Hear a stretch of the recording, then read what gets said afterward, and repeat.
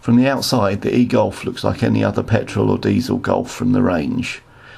You still have a petrol filler cap, although that's where the charging lead fits. And inside is the same as any other Golf too. The only visual clue is front and rear, the small eGolf badge.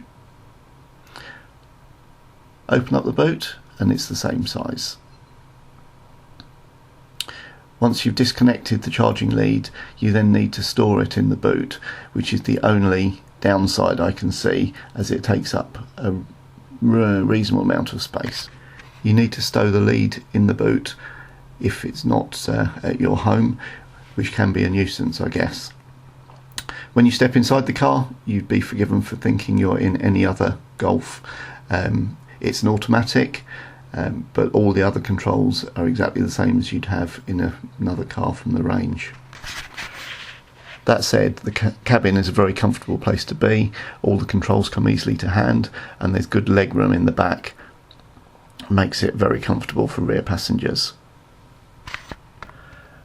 Luggage space in the boot is also very good. VW have managed to hide the batteries underneath the car so that it doesn't actually encroach on the space available inside. What's the eGolf like behind the wheel?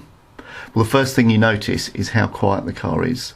There's no engine noise when you start it up, and it just sets off. It's just such a strange sensation where you're moving along and it's absolutely silent.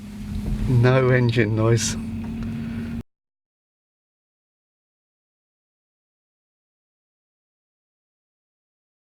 The only noise you have is tyre noise, road noise. The engine itself, there isn't an engine, so you don't have that sound of acceleration. The car is incredibly comfortable. The acceleration is really, really good.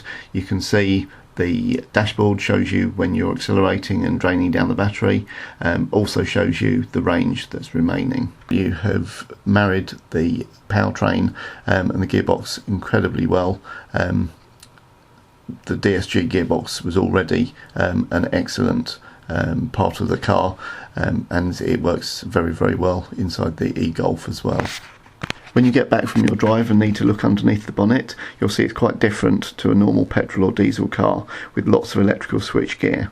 You do still have a coolant reservoir for running the heating system inside the car, and also the washer bottle, but the gearbox is underneath, quite a bit of space around it. So the big question is, would I buy an eGolf? Well, at the moment the answer is no. Two main reasons. One is that the range still isn't good enough. As you can see here, it's showing 127 miles.